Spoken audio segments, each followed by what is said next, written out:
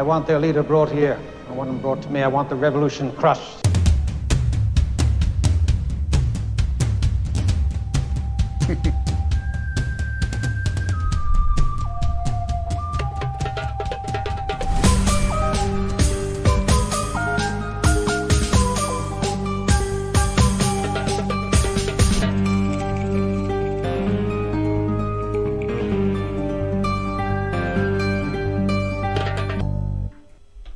Assalamu alaikum and welcome to the Mamluks. My name is Sim.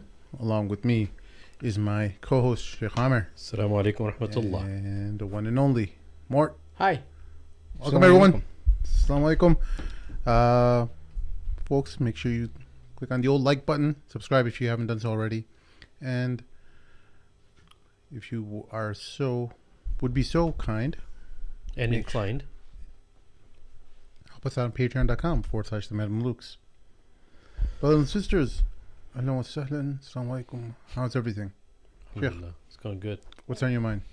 There's a lot on my mind. Something on my mind. What's on your mind, more? Guys, we are. Let me just check this, dude. I think we're still at 14,000 subscribers, and that's not. I'm not happy. It's not cool. We kind of grew a little bit, but it's kind of become stagnant now. So, and we have a lot more listeners than we have subscribers. Like, we're going through the demographic. So, if you're listening, you're already here, dude. Just subscribe. Yeah. Like, just you're already listening to us all the time. Just help us help you. Subscribe. Or we'll shut down the studio. Yeah. As P. Diddy would We'll protest.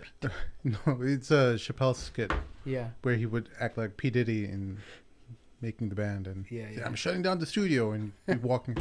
The studio would start back up again. Yeah. Yeah, man. Sheikh, how is everything else? Alhamdulillah, everything's good. I'm glad you're focusing a lot on me. I feel very validated. Well, I know you have some items that you want to talk about. That's why. Yeah, there's a lot to talk about. I mean, dear brother from Heroic Hearts. In this segment, we're going to be discussing a little about Heroic Hearts, and hopefully we can show some of the videos. But if you would like to start off with that, we can also. Or Well, yeah. I mean, there's a lot to cover, but why don't we? Did you already send me the video? I sent you the videos, yes, in the group chat. You are such a kind-hearted individual. Yeah, and while you're May pulling that Allah up, increase you. I mean.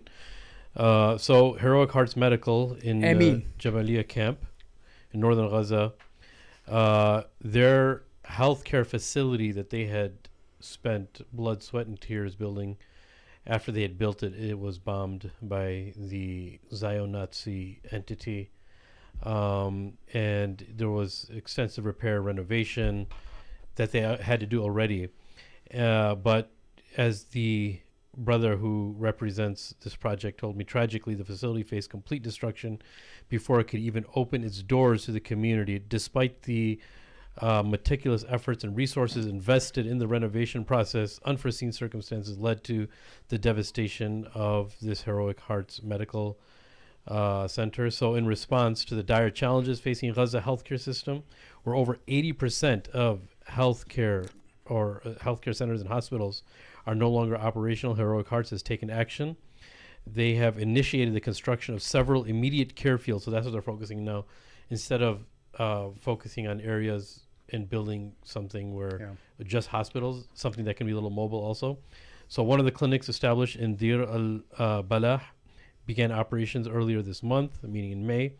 Here, essential services, including urgent medical care, illness treatment, and disease and wound management, are being provided to the community. Additionally, another clinic strategically located in Khan Yunis has been inaugurated today. This expansion further extends our reach and impact in delivering crucial healthcare services to the region. Something to actually consider is Heroic Hearts was even working in Syria, and I was speaking to the brother, and he told me the magnitude of such a fast-paced onslaught against a people. He's never seen anything like this before, and they were pretty active in Syria and many other places. But he said, I've never seen anything like this. The fast pace, the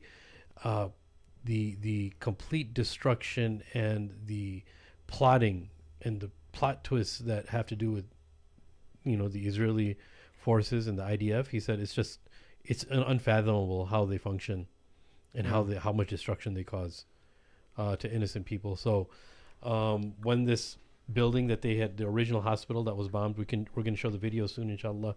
He said they had spent so much time meticulously to details because it was to be a strategic area. And I think they actually got some type of clearance that nothing was going to happen in that area. But lo and behold, they waited for everything to be set up and everything built right before the doors were to open. They bombed it. Right? Yeah. So the first video that I had shared was of the hospital. The second is of the field clinics, which is their next project. And you know, we can have something in the links of the show, but please check out Heroic Hearts and the work that they're doing. These guys are boots on the ground. They're doing some amazing work. Even when I spoke to the brother responsible for all of this, he told me that all of the other work that we're doing across the world, they're kind of coming to a halt. And when he's communicating with people in Syria and communicating with people in other parts of the world, they're saying, yeah, we understand this for Palestine. So things are getting a little slow in other parts of the world, right?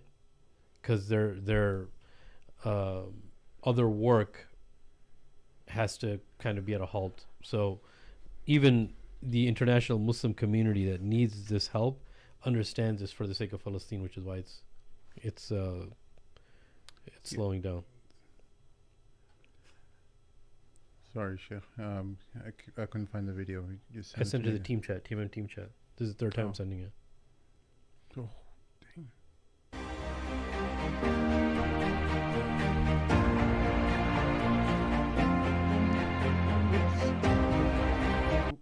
Wrong window. I'm sorry. Technical difficulties. It's all good.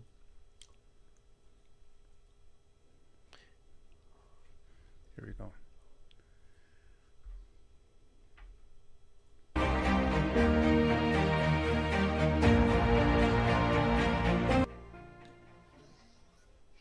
Assalamu alaikum.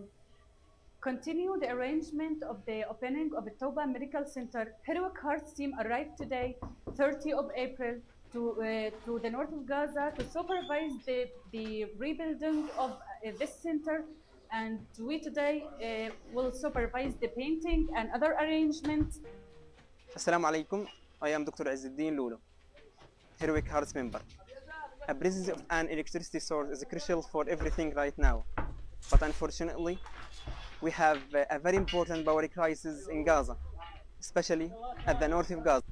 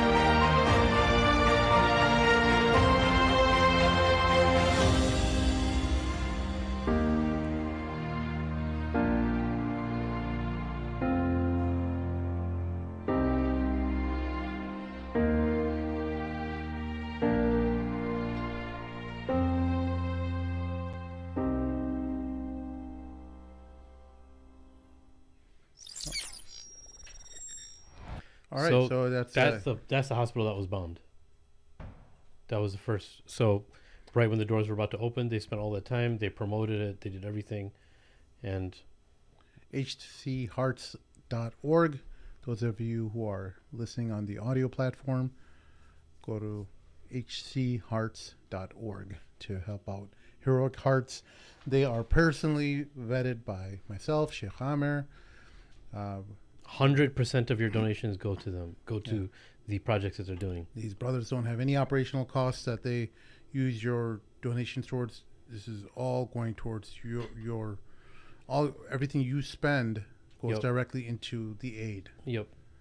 So, and these brothers are really busy. If I was to tell you, these brothers and sisters, but the brother that I spoke to, I mean, they have full-time jobs, man, and they're still doing all this. Yeah. And And the second video that I had sent is basically of the new initiative they have. Instead of building hospitals, they're going to be working on field hospitals and field clinics, basically. All right. And just wanted to raise awareness.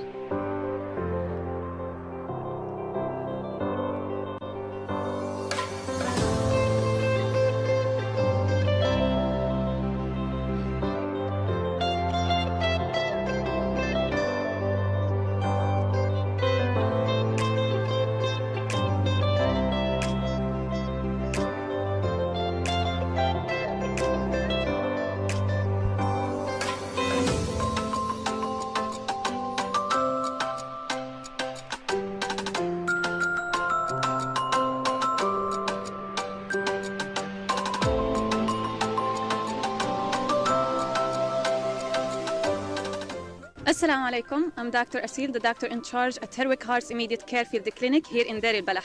Today, I would like to take you in a tour into our clinic expansion and give you a glimpse into a typical day in our clinic. So welcome to our clinic. So if you are a patient, then the first station you will land at is this station. Here, Mr. Hamza will write down your name, age, and maybe your ID number before you goes to the nurse. Then our senior nurse Marwa will take your blood pressure and temperature to ensure you are vitally stable before you goes to the doctor. Then the doctor will take your history, and if you need to complete examination or take nursing services, then you will go to the bed. If you can pause it for 1 second, Sim, if you don't mind. You thought the same thing I did? Well, what Brother I thought Hamza was, looks pretty serious, sir. the brother Hamza looks very serious. I'm glad he's there. The other thing is that, look, they could have, both the videos that we saw, they could have shown tragic pictures and videos. Yeah. They could have shown, and rightfully so they could have. Yeah. And we would have said labbaik, right? But they didn't. They're showing something which is very, very serious, but it shows their intentions, that they could have used something that looked very tragic, but they're not. And they're making it like they want it to be as professional as possible and want to show that there's light at the end of the tunnel. That's what I'm gathering from this, right? SubhanAllah. Yeah, man. And our last station is the pharmacy. Like, you don't have to have jolly music. Why are they doing Here, this? Dr. Dua will give you your shows their medication with instructions, dedication. frequency, and the duration of the medication. Of the expansion services for our team is the presence of bathroom and kitchen. Finally, for all those people who supported us to reach this level of expansion, thank you very much. All SubhanAllah. right. SubhanAllah. And the brother didn't ask me to do the segment. I was just talking to him. You know, he prays at a local masjid close to me. And I was seeing the work he was doing. He was talking to me every time I saw him. And I was like, man, we got to talk about this. And I said, just send me whatever you can, and we're going to talk about it, inshallah. Yeah, the generosity of Mamluk listeners is unparalleled.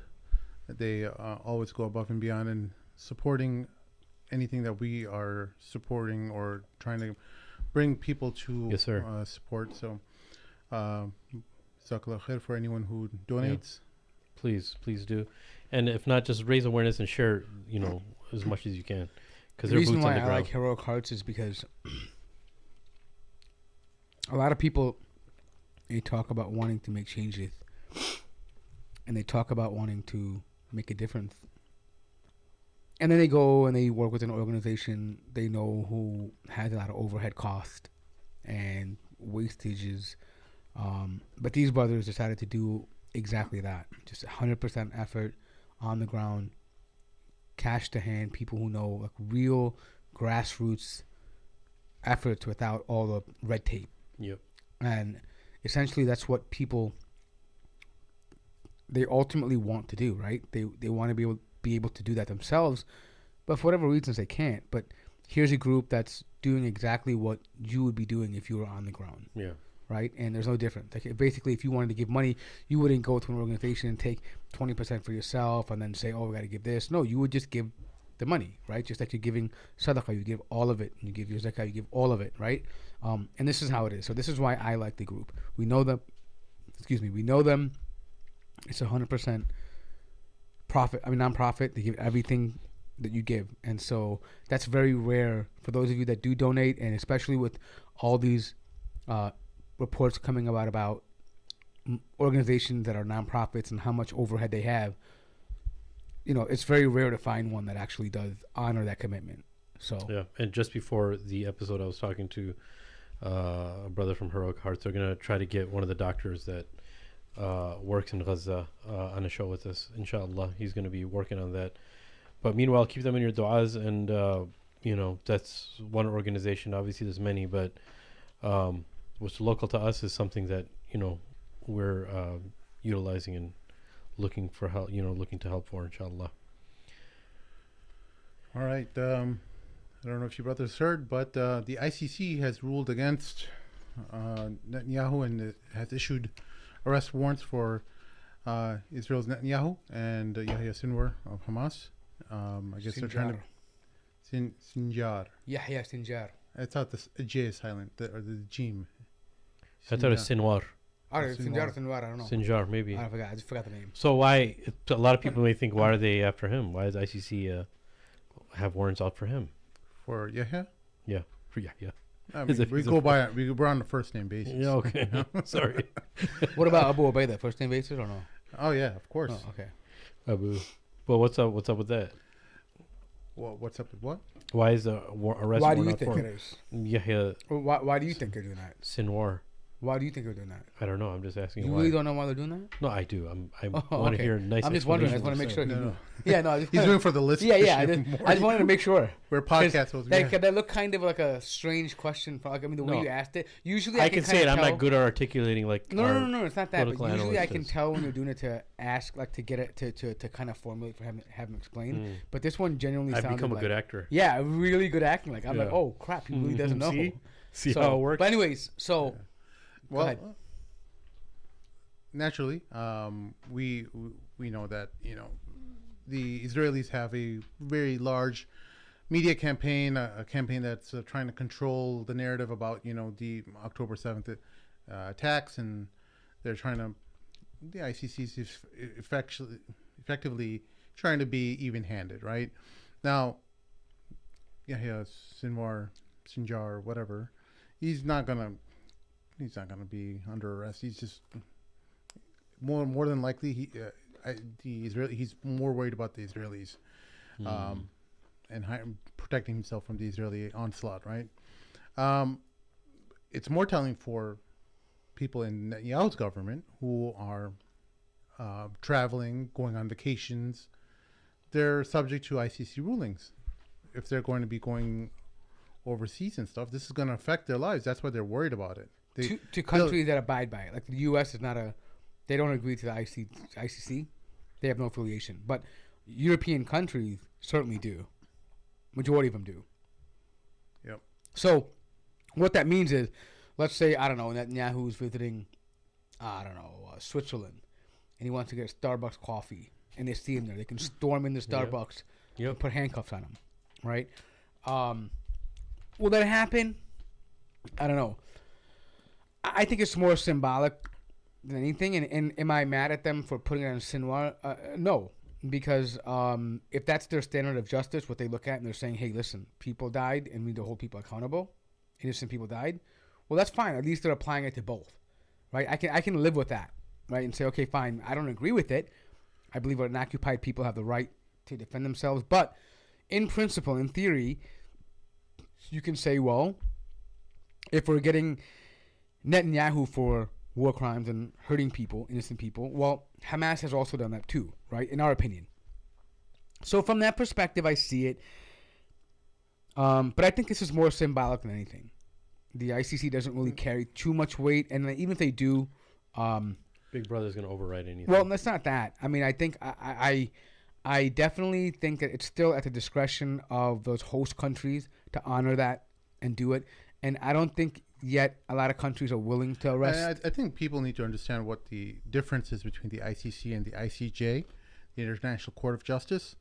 The ICC is a completely separate. The ICJ is a wing of the United Nations that is enforcing its rulings on a country or a nation. Yeah.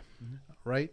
The ICC is targeting individuals. It's basically a group of countries who have come together to say, hey, we recognize this as a international court of justice for individuals. It was meant to be an arbitrary court for usually like business transactions internationally that happened or something like this, or crimes that happened internationally, like maybe abductions. It was meant that, okay, countries got together and decided we have to have a way to have a standard of justice that we share among all nations that are part of this. And it wasn't really designed to bring dictators to justice, right? Yeah.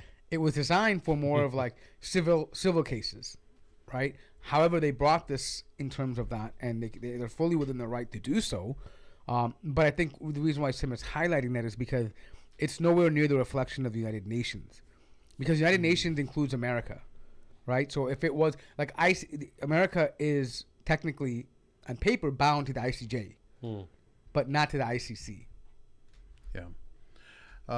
One of the individuals who was part of this whole ICC ruling and issuing these arrest warrants was someone who was under fire a lot by pro-Palestinian activists. Kareem? No, Amal Clooney. Oh, Clooney, yeah. Oh, yes. Amal Clooney was like, yo, where did you disappear to? But apparently she was working in the shadows. See, sometimes people come, that excuse working in the shadows works. Not all the time, because there's some people who use that gratuitously, trying to make excuses for, oh, Mohammed bin Sultan is working in the shadows for Palestine. He's working in the, behind closed doors. What would you do if he came up with a master plan to get Palestine a state? What would you do? What would I do? I would say I was wrong. I mean, would you write like a poem? No, I would write a poem to forgive for him, to beg for forgiveness. Absolutely not. Why not? Why would I write a poem for forgiveness from a man who's imprisoning scholars? So in Arab tradition, there's something called zawamil.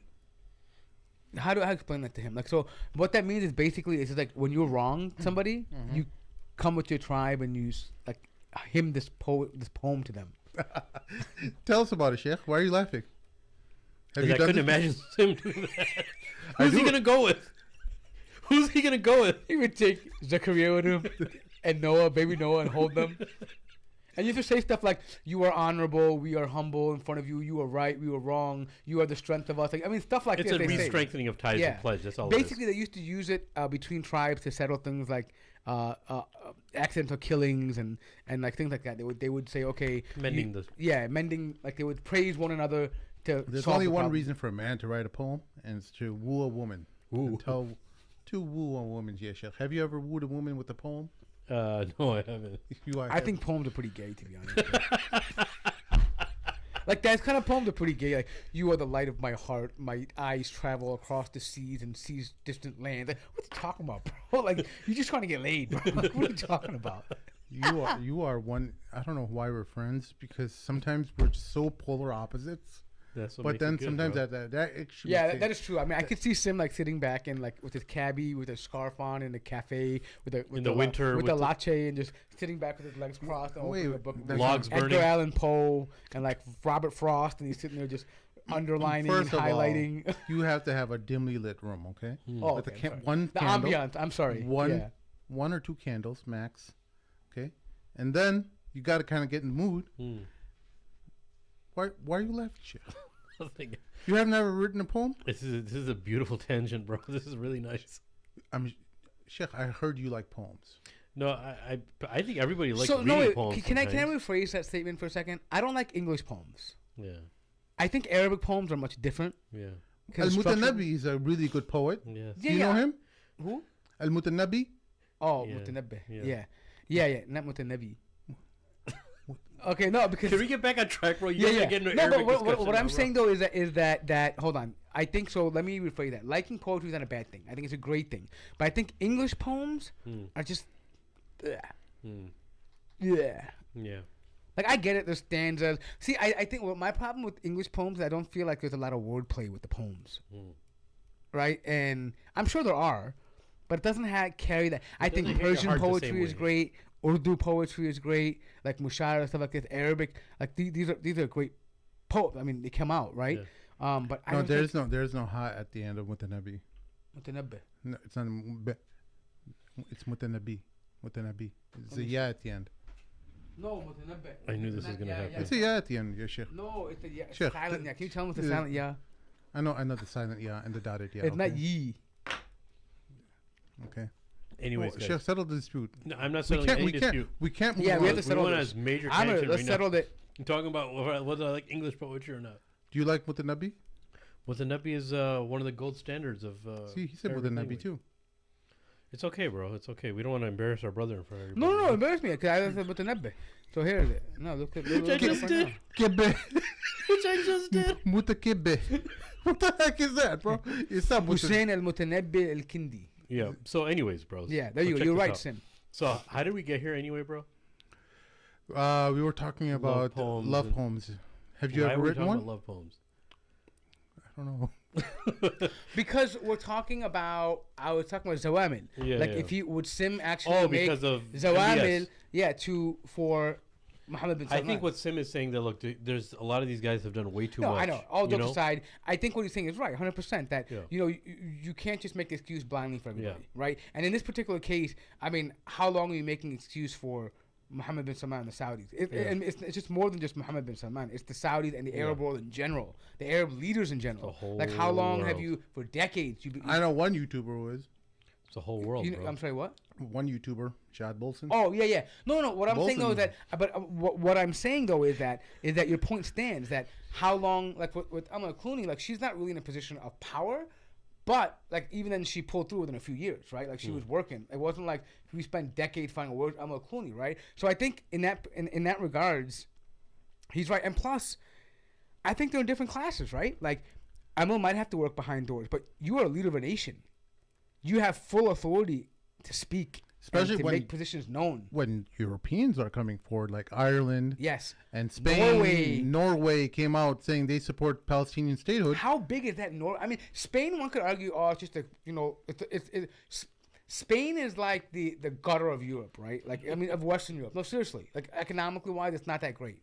Like I'm not talking about Eastern Europe, of course. I'm saying when it comes to Western European standards, Spain is very low on its productivity, standard of living, everything. Nice place, but it's very low. It's not like Germany, France. Yeah, they have riots all the time. Yeah, it's not like the same as the other places, right? So you could say, okay, they're just rebels. They're just not the same as us, They right? spent their colonizing money really Right. badly. Right. Like they blew it all on Very badly. booze and And but when you see a country like Norway, who has a very strong independent country, they're even independent in the terms of being part of Scandinavia. They don't align with like, Denmark and all the other countries. They're very independent, right? And they're a very strong economy. They top the charts in all kinds of things like life expectancy, living, quality of life, all the stuff. And a nation like that comes out and says, yeah, we think Palestine should have a state, because they're kind of like seen as Norwegians, right? They're like intellectuals. They're calm. They're methodical. They have a good they understand how the world works, right? They have free market enterprise, blah blah blah, all these things, right? And a nation like that comes out and says, yeah, because you know what I'm saying? Like, you can make excuses for Ireland and Spain, yeah, but not Norway. yeah, You know what I mean? Like, I hate to put it that way, but yeah. yeah, man. The thing is, it's like these countries are. The funny thing is like Netanyahu says, he earlier on in the war, he said. He kind of bragged to everyone. He's like, the Arab countries will be silent if they know what's good for them. Like basically said, like, we're working towards, reconciliation and moving forward and building economic ties and The Abraham Accords. Yeah. So and they'll get their Palestinian state, or at least that's what he's dangling to them, right? The thing is, these Arab countries are incredibly naive if they believe that. When you see someone who's acting in the barbarity that these people are, and they're saying that, oh, we're going to one day give them a Palestinian state, what kind of, are you out of your mind? You're creating a hostile neighbor right next to you. If that's actually true, if you're actually going to have in the back of your mind, in your milestones towards building peace and prosperity in the Middle East, why would you want to beat down your enemy to the point of extinction and then say, oh, you know what? We're going to make sure that they And then have a expect state. reconciliation. Yeah, you're going to have a hostile neighbor next to you. So that's To why me, they though, don't want to do it. I don't think that was made in a form of that, oh, if you were working on it. I think that was a veiled threat. Yeah. That if you don't comply, well, we'll just take you out. Yeah. I don't think it was like, oh, we're gonna have a state. I think what they're saying is, if you know what's good for you, give up this idea of Palestine. Yeah. Right? If you want a profitable nation, if you want a nation that's not invaded, you don't want to become like Yemen and Iraq and Libya, then let Palestine go. That's how I took it. You know what's the funny thing though is that when he made that statement, they all nodded in agreement. Yeah, we're going to stay silent. This is how pathetic our leaders are. I think, yeah. They all stood silent. Like, you'd be one thing like, okay, yeah, even though we're having some kind of backdoor negotiations and stuff for peace, but there's some like bravado that happens among leaders of nations. Like, oh, you just made me look weak. Now I have to say something. They're such cowards. They didn't even say anything. No, I think to be honest with you, I think they obviously had an agreement before he even mentioned anything.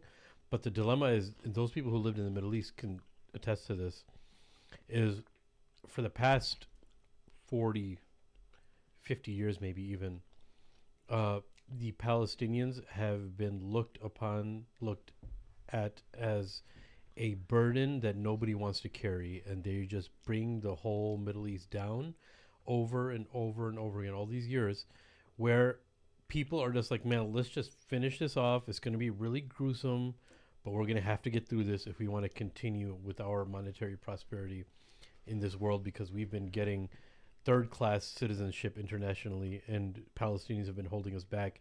That narrative has also been, I mean, there's so many layers. Yeah, but I think you missed this point. Yeah. Like, they may feel that internally, but they always had this machismo on the outside that, oh, you can't tell us what to do. Like for example, Arab countries Like in some the Arab theater. League, would fight each other and say, oh, you better watch yourself, whatever, right? Even Iran does it right now. But those spirits are gone. The only one that was like that was Gaddafi. No, that's not. No, it's not. It's gone. Not at all. Like, I mean, Bashar held on to it. Saddam did. Even all these people did. I mean, everyone still does it. What he's saying is that they felt so threatened that they don't even they don't dare to respond to that anymore. It's not about like that bravado is gone. No, all these guys are mini dictators. How can you subdue their ego right away? No, these are dictatorial lunatics, bro. Yeah. They're drunk with power. They want to show that power. That's why they do this, to display to the world, look how powerful I am. How dare you address me like that? No, they don't do this.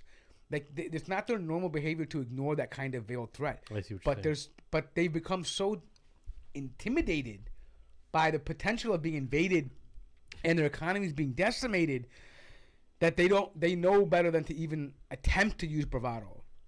And I think that's what he's saying. Yeah. That they're castrated to the point where they're even afraid to pretend. Dang. You get what I'm saying? Yeah. That's the point. We know what Palestine represents to them. Everybody knows that. They know that too. But at least at the superficial level, they were like, we're pro-Palestine, right? Or we have autonomy. We make our own decisions, right? But they've even dropped that out of fear.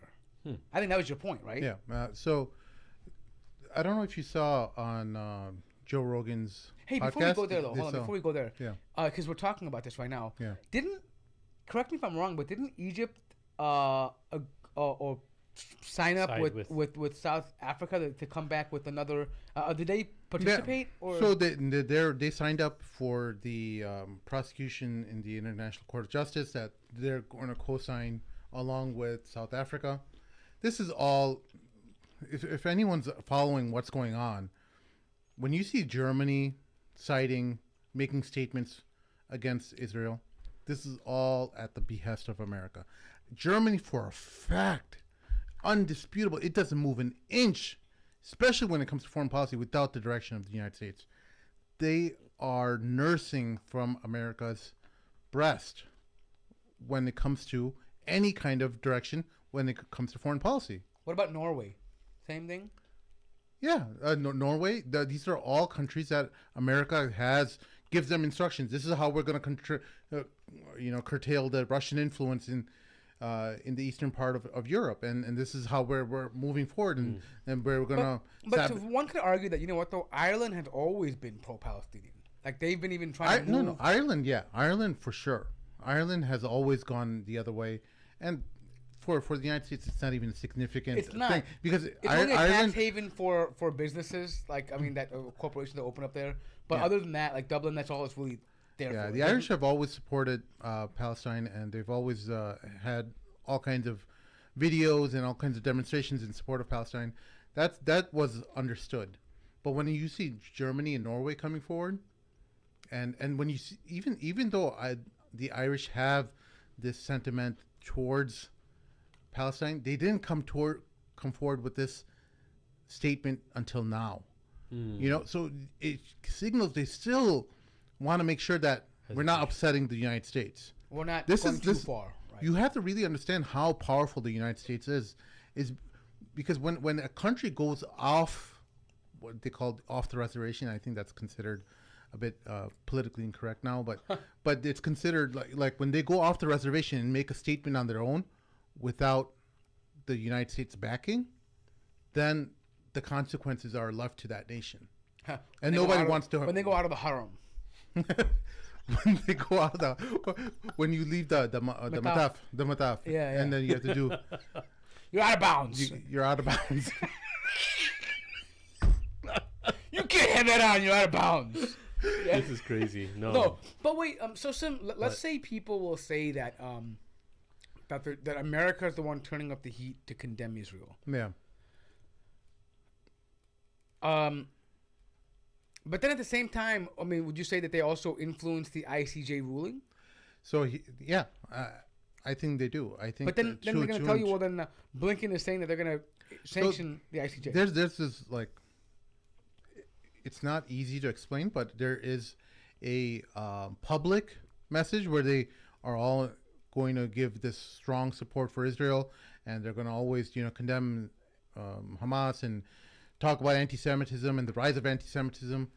This is their public face, but there's like a deep state that's also operating where there is you still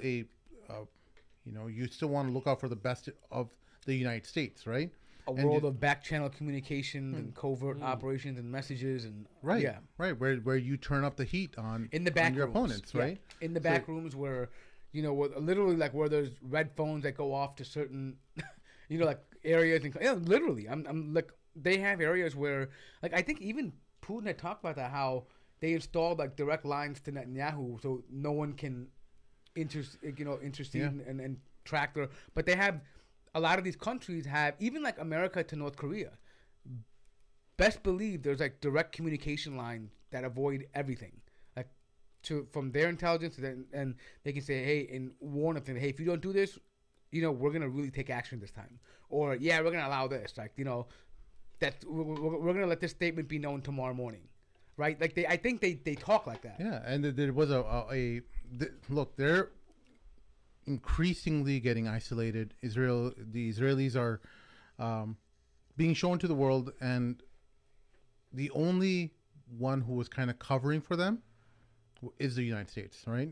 And when the United States says, hey, it's time to amp up the pressure on the Israelis to do what we want them to do, that's when all these countries start acting. But I also want the listeners to know that America is not turning it up because they feel bad. What's happening is that they're also protecting their interests. America knows that right now it's bad for optics, that the entire world is recognizing there's a genocide happening and that Palestine should have a state. And it looks very odd that it's continually the American hands going up in the UN and shooting down everything. And it's not just the optics in front of other people. That also translates to... See, I want people to understand something.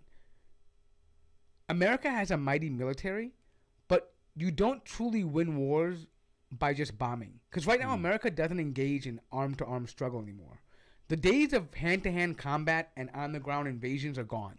Since World War II and Vietnam, they learned their lesson very quickly. That their strength is in the air, right? Their battleships, their gunships, their Air Force... And they're great at pulverizing a nation. But you don't control a nation that way. You can pressure a nation that way. But real control is politically. Friendly rulers who are America-friendly.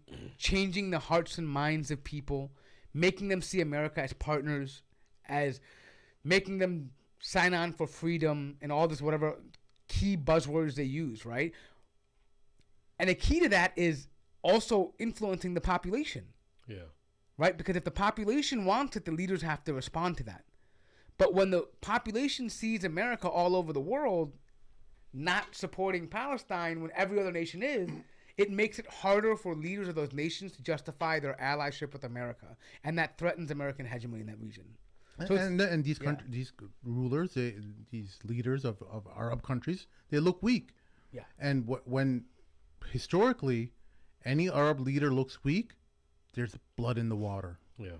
There's someone ready to take power from within them, from within their country. To be honest, this is our Muslim tradition. Like, I mean, if you want to go back to the Especially in the Mamluks, Arab world. Abbasids, Yeah. I mean, even the non-Arab, like the Turks, the Mamluks, anyone, the Mongols, if there's weakness in any power structure, someone's coming to say, I can do it better. Yeah. And they do it. It's the cycle of that region. It could be, it just carries on today under different isms, but that's what it is. And America knows that. Yeah, there's a good article here on this website called the Responsible Statecraft that talks about why Arab leaders aren't helping. And Do you want to highlight something from here? Yeah. The longer the war continues, there will be more Arab citizens asking obvious questions about why Arab states, which spend massive amounts of money on arms, are not giving so much as one bullet to the Palestinian resistance. Such questions make these regimes extremely uncomfortable, particularly those Arab states that normalized diplomatic relations with Tel Aviv. At this particular moment, when societies across the Middle East and North Africa region react to what most Arabs and Muslims consider genocide in Gaza, there is a sense of shame on the part of Arab governments that have worked with the West and Israel to essentially try to bury the Palestinian cause under the normalization accords. So this right here is so critical to understand.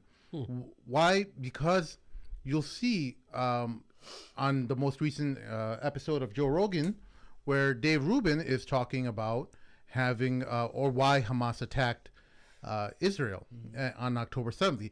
And he's trying to make a rationalization about why about knowing you're not going to win. They're the most reasonable people I talk to politically. Yeah. But it's also it's also the system is so deep, like you ain't getting in.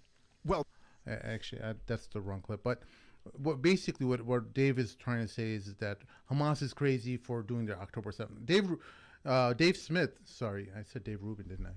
Yeah. Dave Smith, he's a Jewish comedian who supports Palestine, or he doesn't support October 7th, obviously, but he's trying to explain to Joe about why the Israelis are committing genocide. And but he makes one mistake where he's trying to rationalize why, or he's trying to say that, oh, Hamas is crazy for doing the October 7th. And this is something why I asked Sami Hamdi when he first came on our show. The first episode we did with him shortly after the October 7th attacks was this a politically smart move that Hamas did? Because what was going to happen if they didn't do October 7th? All these countries were ready to do a deal with Israel. They were ready to normalize with them. They had to have done it. If they didn't do it, then they would have been. It would have been over. I for think. them. At least in the look, we're not talking about the moral thing. Okay, I agree. I just want to make sure that this soundbite isn't. No, that was a talking point a week after. We're talking about from a geopolitical perspective. October 7th was something that had to be done. So let me just say that I think to rephrase this in very simple terms, there was fatigue around Palestine, which allowed the Arab states to normalize relationships with Israel. This reignited the cause and the attention towards Palestine, which in turn makes it very difficult to justify normalization with Israel. In plain words, Hamas knew that by doing this, Israel would be heavy-handed in the response like they always are. And this kind of attack, they would be even more, because they've been bombing for little things like allowing, things, making a unity government, and they bombed the hell out of them, right? But they knew that by attacking Israel on its soil would bring unprecedented type of attacks from Israel. And I think what Sim is saying is they were banking on Israel behaving as Israel does and being very heavy-handed. And that reigniting the attention and the focus onto Palestine. And if that was their motive, they succeeded. Because you have college campuses that are overwhelmingly pro-Palestinian to the point where they're calling them Hamas cells, right? You have international courts of justice that are talking about Palestine. You have the UN countries, member nations, talking about recognizing a Palestinian state. So if that was the intention of Hamas, to reignite the flame and a concern and bringing Palestine back to the center of the issue, then they've succeeded. Yeah, I think that's what you're trying to say. Yeah, and it's not a support of terrorism or the killing of innocent civilians. It's simply a motive. It's just the political fact, the geopolitical fact. If they didn't do what they did, no one would be talking about them. The Arab states would have been normalized relationships in a couple years with Israel, and they would have been all forgotten about. And so what's that marketing statement? Like no publicity, no bad publicity. I mean, no good publicity is bad publicity. Oh, no, bad publicity is. Whatever. The point is that the whole sum of it is that any publicity is good, whether it be bad or good or negative. It doesn't matter. Publicity is a good thing. Publicity is publicity. Right? Publicity is publicity, and it works in your favor, especially if you're trying to bring attention. And I think that's what they understood. Yeah. Right. That crybabies like Jordan Peterson too. Quite the crybaby he is. Yeah.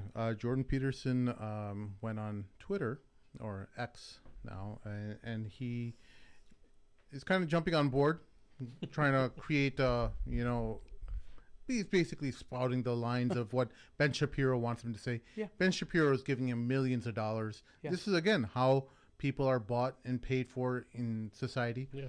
The only well, welcome to the party, Jordan. Yeah. Well, let me just pull it up. He needed somebody to pay him to buy all the suits that he has now.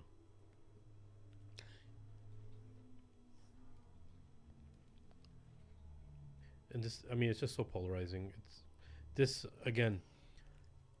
Yes, I agree, and I think the world was actually talking about after October 7th why, when the normalization was occurring between the Arab states and Israel, but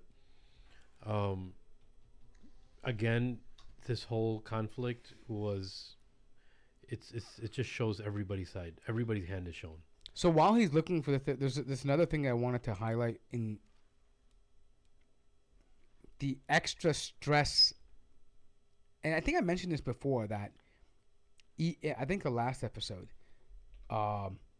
regardless of if Netanyahu and the IDF exterminates almost everyone in that region, the Likud party itself is not going to survive this. Internally, they're embattled right now, and right now we see evidence of that. Benny Gantz is the opposition of Netanyahu, who decided to join his war cabinet, and he came out recently saying, along with other IDF, high-ranking IDF, members, that Netanyahu doesn't have an exit plan for Gaza. And they're saying unequivocally that we are not going to occupy Gaza. Israel is not going to be the government there. It cannot be Hamas, but Israel cannot do that. Right? It cannot be Fatah, it cannot be Hamas, and it cannot be Israel. But what else is they're there, asking, well, that's what they're trying to say. They're trying to figure out how do you bring a different party, a different whatever, a different person. Anyways, point being forget about all that. It's not our concern. It's their concern. And they're saying that if Netanyahu doesn't have a plan by June 6th, I'm pulling out. I'm resigning. And that's showing you that how fragile this war cabinet is, how fragile the Likud support is. On top of the other things we mentioned about, like the Orthodox being drafted, but this reminds me of that verse in the Quran that they will not attack you except from behind the fortitude, and they look to be united, but their hearts are divided.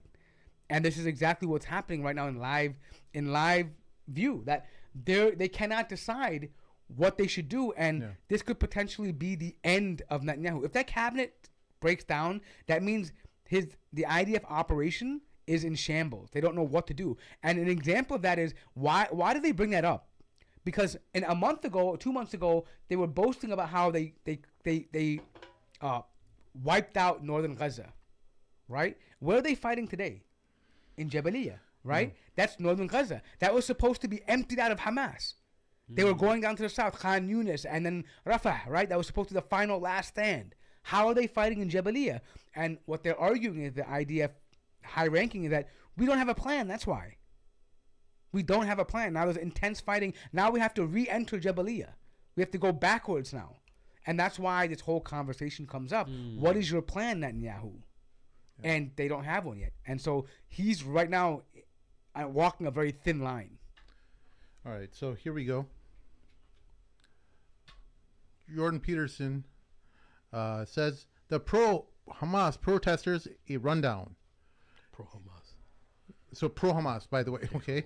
Right off the bat, it's framing. It's not pro-Palestine. It's not about pro-Palestine. Yeah. It's just pro-Hamas. It's just classic Zionist talking points.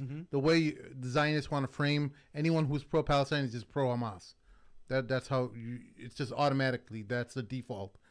Number one, delusional naively, compassionate, childless woman. Oh, so these are just childless women who are supporting Palestine. So basically spinsters. They have nothing better to do with their time. Yeah. So men who hope to prey on them by pretending to be allies. So simps. So it's about a sexual thing. Yeah. That's the reason why they're supporting Hamas. Men or resentful leftists pushing a self-serving victimizer narrative and willing to be useful idiots. 4.4 a psyop spearheaded by Iran, terrified of the Abraham Accords, supported by the Russians and Chinese. This is so idiotic on its face. This guy, okay, back in the day, like when a lot of people were listening to Jordan Peterson, we like some of his stuff too. He was talking about men's improvement and men's health and, you know, trying to take accountability, organizing your life. This is things that we were supporting, and we're like, hey, this is something that many Muslims want to see in our men, where they adopt or they go tap into their masculine reserves. Yeah, it was a universal problem that we all were affected by. And grow a pair, right? Because a lot of kids were just, you know, you saw them on Instagram with the little puppy dog nose and the ears, you know, with those filtered faces. Yeah, they didn't look like men anymore, and everyone was like, "What the hell is going on?" Like with our boys, you know, like what is being taught? And here he comes, and he's just like, "Oh, I'm gonna talk about this, and I'm gonna make sure that, you know, men are who, you know, they take on their masculine nature," and everyone was supportive of that. And then he started talking about some of the craziness in the left, and we're like, okay, well, yeah, we see that too, where we don't want our kids being taught all kinds of different genders, that there's however 1,000 different genders, that and that there's no difference between a man and a woman, and all this stuff. And we're like, yeah, you know what, we support that. But then he's like, okay, well, now I'm gonna. Then he got into politics. Like he wanted to talk about politics. He should have learned from the first time. No, he should have learned the first time we made fun of him when he said, "I want Israelis and Iranians to write love letters to each other." Like, what are you talking about, retard? Like, you stupid idiot. Like, what a dumb. And here's the funny part: he's talking about being naive. Yeah. What's more naive than asking people to write love letters and become pen pals to each other? What's more naive than that? The audacity. And you know what's really funny? I'm surprised he didn't take this opportunity to mention or radical Islamists that want to spread Khilafah. Yeah. And I think you know why he didn't do it? And I'm going to be honest here. Because he fears for his life. I'm not saying I condone that, but he knows you talk about the Muslims, you're going to have a problem. And I'm not saying I condone any kind of behavior, but it is what it is. There are people who cannot control themselves, You're right. and I don't condone that behavior, but it's just the reality. A lot of young people, a lot of angry people, and Muslims are not people that take insults laying down. Would you feel bad for a white supremacist who goes into the hood and says the N-word? No, you're stupid. Yeah. Like, it's not support. We don't support you getting hurt, but you're doing something really stupid, right? Yeah. But Jordan Peterson is the classic example of the Dunning-Kruger effect, where people think they're smarter than they actually are, because you were given a sense of credibility in one subject area, so one subject matter. All of a sudden, you elevated your platform to such a high level where you're like, hey, everyone thinks I'm so smart, and I have all these thoughts and opinions. I'm smart in other things too. And this is where problems happen with a lot of intellectuals who want to start talking about things that they're not very smart about. Elon Musk and even among Muslims, we don't need to mention names, but They there's have a yes lot. men around them too. They don't have good friends that tell them, "Hey, you shouldn't be talking about this." It takes a good, honest friend to be like, "Hey, dude, just Yeah, stay to in your say lane." shut the f up. Yeah, dude. Yeah. Shut up. Yeah. Stay in your lane. Just talk can you- about feminism, and that's it. Can you go back to that list real quick? Oh, his 5-point plan, whatever it was. Okay, here. So, What an idiot. This I guy just is want to say such an something. idiot. Resentful leftists pushing a self-serving victimizer narrative and willing to be useful idiots for. So, when we talk about victimizer, right? There is not a single group that relies on victimhood more than the Zionist does. Very true. The sir. Holocaust, the anti-Semitism. Everything he wrote 100 there can be applied to Zionist 100%. groups. That is 100%. beautifully well put, more, because this is exactly what the Zionists do. But even in Jordan Peterson's world, the biggest victim, more than the Zionists, for Jordan Peterson, is himself. He's the victim of every single school not wanting him, or his University of Toronto, taking away his teaching privileges over there. He loves to talk about that to every single person, how he's being oppressed and how there's limitations on his freedom of speech. But never mind that the subject of criticizing Israel and its leaders is now banned free speech. He won't comment on that. That's very The true. total hypocrite that he is can't comment on the freedom of speech being taken away from every American for the expense of Zionism. Very true. He won't. He refuses to talk about it. Yeah, that's a great point. And all of a sudden, these are resentful leftists. What about you, you hypocrite? Where are you about the First Amendment? Where's your Western values of free speech? And not only that, the dishonesty, bro. Like he should be smart enough to know. Everybody knows he's smart enough to know not to call it a pro-Hamas campus protest. Everybody knows that, bro. Anybody who says a pro-Hamas protest is just lying to themselves, and everybody sees it. They're lying to themselves. So there's no point. Just the title lost all credibility for him. No, I mean, I think what Sim is saying is that this is just the language you have to use if you are a Zionist. You have to Very true. push the narrative Very that true. it's good versus evil. How much do you think he gets paid? If Him? you're in the ballpark. I think he makes. I think he got like 8 million or 16 million. I can't remember. Wow, you considering switching ships or No, Oh, I'm just wondering how much it's worth. How much would it take you, Sheikh, to jump ship? Nothing. I mean, no money would. He like stuttered. Maybe if it was $1 billion. No, bro. It's I'm just curious. You know what? How much does it take for someone to? But obviously, it's not only money. It's about reputation. It's about power. It's all that stuff. It's really strange, man. Um, What else do we have on the plate? in general, Peterson is estimated to make $1 million per year from the Daily Wire. That's just from Daily And this Wire, is yeah. not talking about the speaking engagements and private things that he does. This is exactly what a lot of people were upset about when he did sign up with the Daily Wire. That hey, you're going to be kind of controlled by how they frame topics and what's off the table and what can't be talked about. And ultimately, you're seeing that with the what they did to Candace Owens. Yeah. Candace Owens has this gag order on her from the Daily Wire where she can't even talk about them. I heard. So the free speech advocates that these hypocrites were all along, that they It's were all optics. it bro. was all a joke, bro. It's There was all just to sound cool. Well, I'm not putting my faith in Tucker Carlson, but he's got a whole new The whole initiative coming yeah. up where now obviously these are all have the potential to be also skewed and censored, but it looks like he realizes that free speech is under attack as well, and he's a big time free speecher. Like he doesn't care. Like he actually, one thing I want to be careful how I word this. One thing I respect about Tucker Carlson is that he doesn't want to shut down the opposition. He'd actually want to talk to them. Yeah. And he does that quite often. I mean, that man went over to Putin's house Yeah. You know what I mean? And like let the guy talk, and genuinely was paying attention and genuinely trying to understand. Like if you see him, like he's thinking and he's like, what about this? What about that? And I think that it is, when someone has that quality, it should be, it should be praised. And hey, that's a good thing. And if you're creating a platform, I believe that that could be the start of something new. And Candace Owens also decided that, she's no longer going to rely on other people.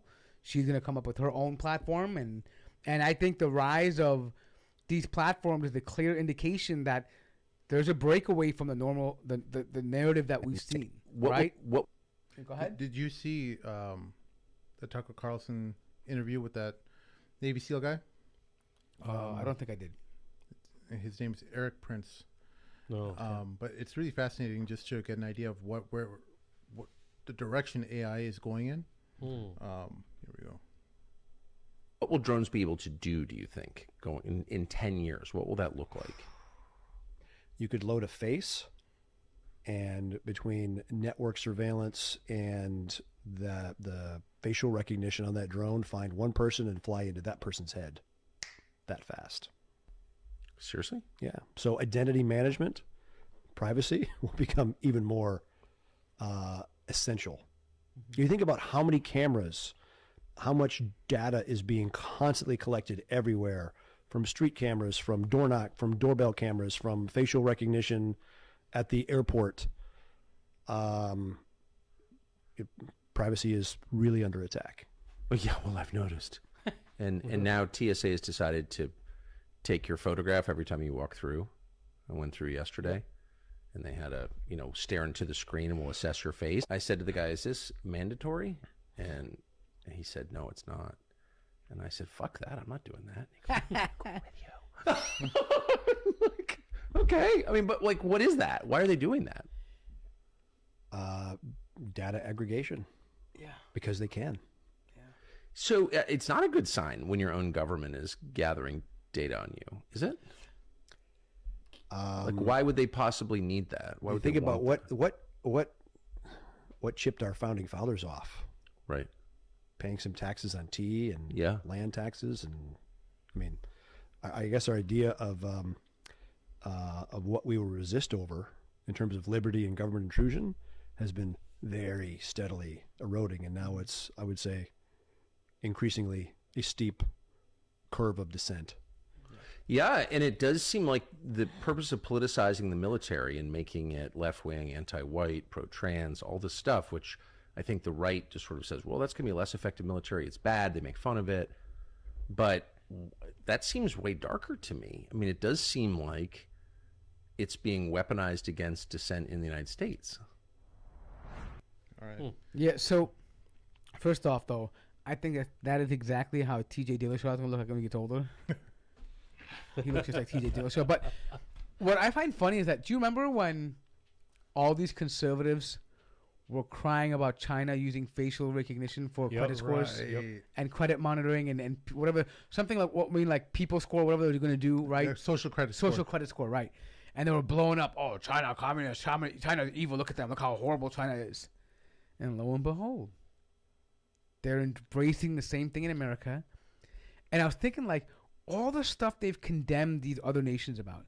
Russia so brutal, Iran so brutal, they're tracking down on protesters and beating them and taking away freedom of speech. And what's happening on college campuses today?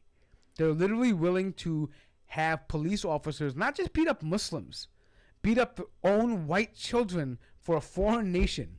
Yeah. Think about that. Yeah. Yeah, look, I'm not surprised, bro. Like, people always talked about this in the 90s. I remember Siraj Wahaji back in the day would kind of be talking about this stuff and don't be naive. Look, I think Muslims, especially after 9/11, didn't have high expectations because they were very highly surveilled. I just feel bad for the Americans because they actually thought that they were going to get a real democracy and they all had real freedom. But in reality, the more that America grows and gets more technologically effective and powerful, it has to, in order to understand everybody and everything, has to collect data on everybody. It was the inevitable. It was going to happen regardless, and we can't be naive to that. But America used to blame everybody for what it used to do or what it was going to do. The same way Israel, projects its guilt on what Palestine does, and they do the same exact thing, right? Well, alhamdulillah, Allah gave the Muslims a head start. We were the guinea pigs from 9/11, and we know how to navigate. So we got a head start, biatches. Yeah. No, I mean, look, this congresswoman. Here we go. Tammy Duckworth, U.S. Senator. Oh yeah. Her doctor, who saved her life when she was serving in the army, is now trapped in Gaza. Yeah. Okay, and she's maybe put out a statement saying that she's working hard to get him out. So here we go. I'm in direct contact with Dr. Hamawi, and I'm working hard to secure his group's immediate evacuation. Aid workers and innocent civilians should always be protected. The Netanyahu administration must work to open the Rafah crossing, support evacuations, and allow much more aid. She was a huge Zionist supporter. Has received a lot of money from AIPAC, Israeli lobbies. This is a great account, by the way. Someone who I don't know who. This is obviously an anonymous person who set up this account called AIPAC Tracker. Track AIPAC. And this guy, he is dedicated. I'm assuming he's a guy, but he's every statement like this that comes out, he's right there. Will you stop voting to send Israel bombs and commit war crimes? Like, what's being shown to us is just how full of crap this society is. Not just this society, Americans, but the world is. They're just filled with lies on top of lies, and they can't even keep track of their lies anymore. You know what they say? Like, you know how when you lie so much, you just can't keep track anymore, and then it just crumbles like a house of cards? That's what's happening. We now know, like, all the snakes are coming out. And, like, we can see you clearly right now. It's like someone shined a spotlight on the snake's den. Yeah. Right? And now we see everyone who's a snake, and you can make all these comments, but guess what? The internet's going to fact check you. And rest be assured that if for a moment, you were supporting of something like this, it's going to come out. Yep. And there's nothing you can do to stop it. Weaken the spider web. And that's where the side of history that Jordan Peterson and those types will be on. They'll be 20, 30 years from now, people will be asking, like, how did you guys not stop this? Like, what was wrong with you guys? Like, and you're going to have people like Jordan Peterson go down in the history books as people who enabled and co-signed on the genocide of the Palestinian people. That's exactly. And then they're going to come out in 30 years, 40 years, and like, in hindsight, with 2020 vision, it probably wasn't the wisest decision. We didn't have all the facts. They did the same thing with Bush in 9/11 in Iraq. In 20 years later, they're all now going to Iraq was a mistake. It was a mistake. But everybody was beating the war drum when it happened. Then they're going to conveniently say, well, that was the information that was presented to us. In hindsight, it wasn't probably the wisest thing to do. Right? And then they'll try to just excuse it away. That's how they operate. Right? And so this won't, I honestly don't think that they fear being exposed. Okay. They just don't want it to come out because it's one more hurdle they have to get over. But they already have their speeches written about what happened if they get caught. They have contingency plans. They already have their statements prepared about what they're going to say about these things. Look at what Netanyahu put out in regards to the European countries recognizing the Palestinian state. The intention of several European countries to recognize a Palestinian state is a reward for terrorism. 80% of the Palestinians in Judea and Samaria support the terrible massacre of October 7th. This evil cannot be given a state. This would be a terrorist state. It will try to repeat the massacre of October 7th again and again, and we will not consent to this. Rewarding terrorism will not bring peace, and neither will it stop us from defeating Hamas. So these guys, he's admitting right here that he doesn't want a Palestinian state. But he said it openly. He said that they're all guilty of it. No, By saying that 80%, I don't know where he's even getting that number, but let's just say it's accurate. Well, these are people who you've imprisoned and locked up, and you've destroyed their airports, and you've restricted all the food that comes in. you do a calorie restriction on them, and you do operations like mowing the lawn, where whenever their population is getting too high, you start killing them off. How else are they going to feel? You know? Yeah. But I think he's made it very clear that his party is the only party stopping Palestine from becoming a state, right? And he's very clear that it's not just about the civilians. They just don't want to see a state. That's the ultimate bottom line. They know that if a state comes in, funding of Israel goes down, his power goes down, his effectiveness goes down, his importance goes down. It's like I said, it's a paper tiger. It's built on a house of cards built on lies. That's all it is. You take one card out, and then the whole thing just crumbles. Yes, sir. Yeah. I mean, the funny part is, like, if you want to talk about, like, a terrorist state and all these things rewarding terrorism, right? Well, I mean, let's go back to 2003. Why would we take your advice on anything about terrorism? You told the Americans that if they removed Saddam Hussein, it would have positive reverberations throughout the entire Middle East and it would eradicate terrorism. We actually saw an influx of terrorism after we destabilized Iraq. So why would we listen to you now? Did you hear about the stuff that's coming out of Libya about how Gaddafi was actually trying to implement the gold-backed currency? Yeah, and that's what actually pissed off the Americans. Yeah. Because they were trying to make. That's why they wanted to bring him down. He was trying to bring the African nations to use the gold standard. He became, I don't want to say a total Pan-Africanist, but his idea was to help Africa, and the idea was to unpeg them from the U.S. dollar and to go back to a gold standard because they had plenty of gold there, and that naturally is a threat to America. This is why the United States won't allow. There's no country in the world that has a currency backed by gold, because the United States won't allow it. That's insane. And this is one of those challenges that when you want to bring an Islamic governance system, an Islamic Khilafah, your currency is going to be backed by gold. How will these countries like that, the United States and the Western powers, react to that? Yeah, it'll be like an act of war right away.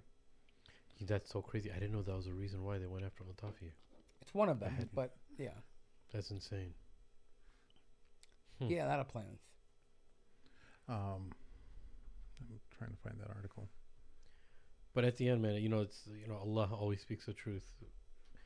Whoever takes awliya other than Allah, whoever takes friends and helpers other than Allah, it's like a spider who makes its web, right?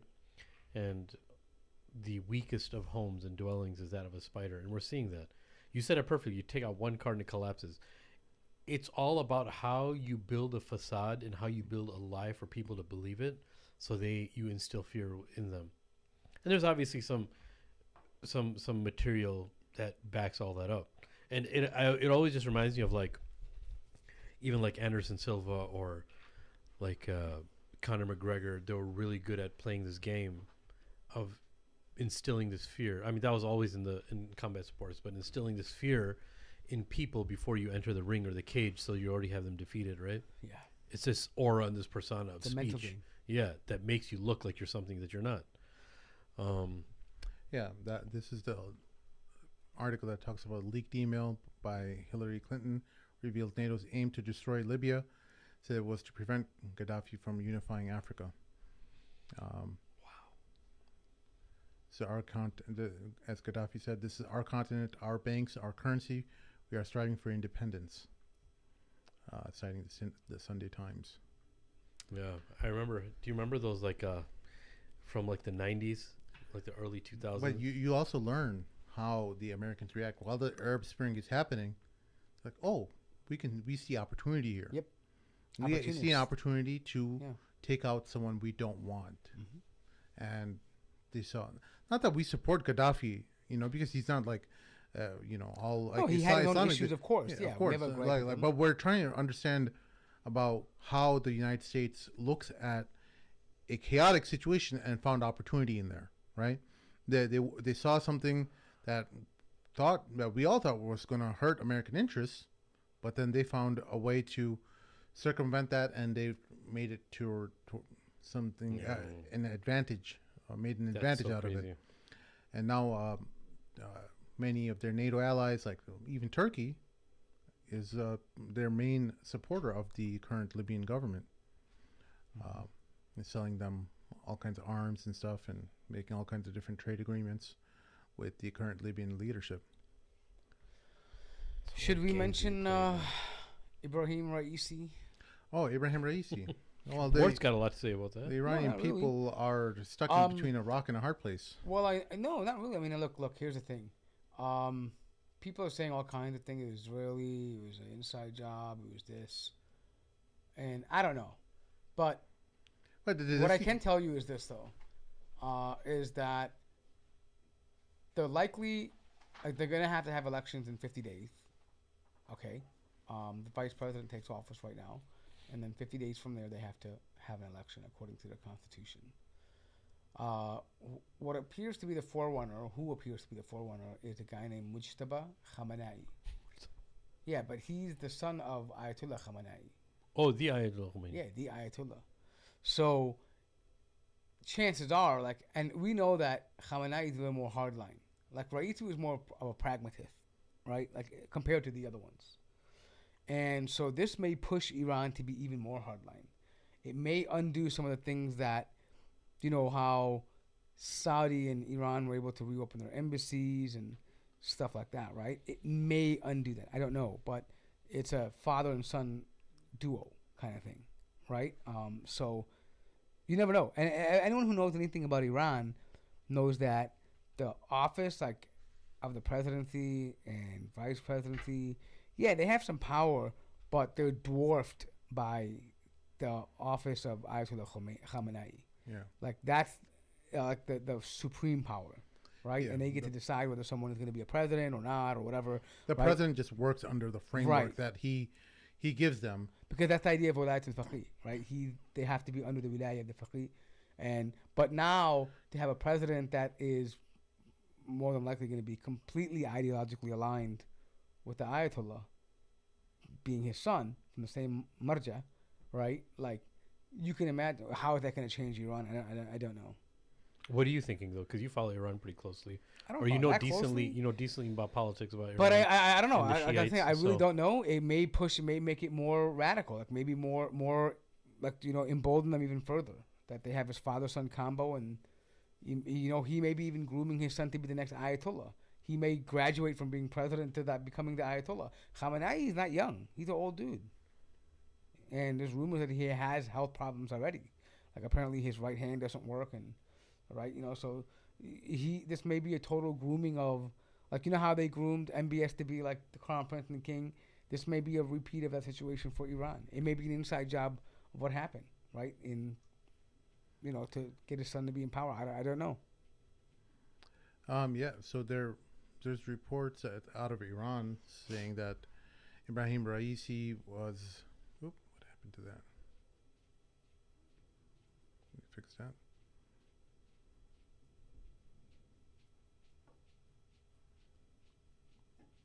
What's that noise?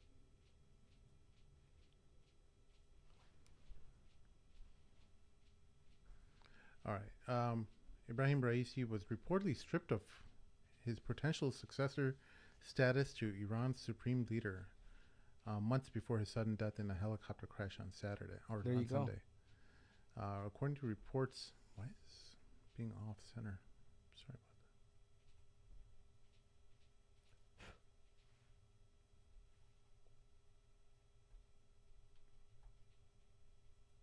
about that. Okay, here we go. According to reports from Reuters, the Assembly of Experts decided 6 months ago to remove Raisi from the list of potential successors to Supreme Leader Ali Khamenei, concerns over Raisi's waning popularity.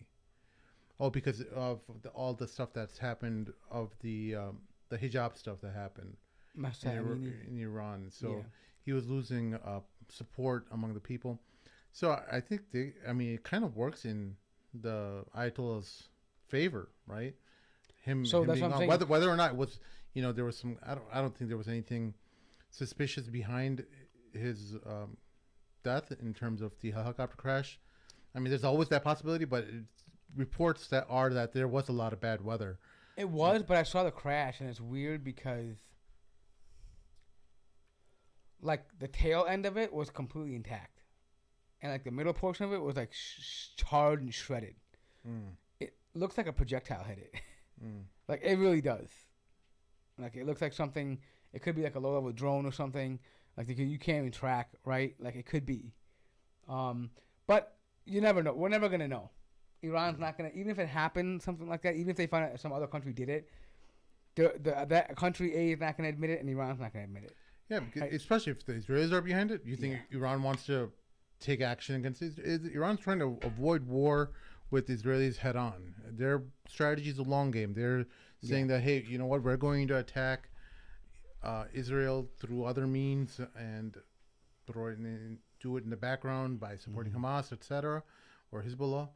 But it wouldn't be smart for them to take them on head on, because that's what the conservatives as well want in the United States. Yeah, they want to go to war. They want if Iran. It's not that Iran couldn't take on Israel. They could, of course, but you're pulling in the United States, and Israel plus the United States versus Iran would be no competition. You know, it would just be. Yeah, I mean, I think Iran and Israel would be. It can go either way, but I mean, obviously, America would back Israel, and that becomes a problem. Yeah. What else? Do you guys have any other items that you want to discuss? No, I think I'm good. All right. Well, that's our show for this evening. Thank you all for listening. We'll see you all next time. Assalamu alaikum. I want their leader brought here. I want him brought to me. I want the revolution crushed.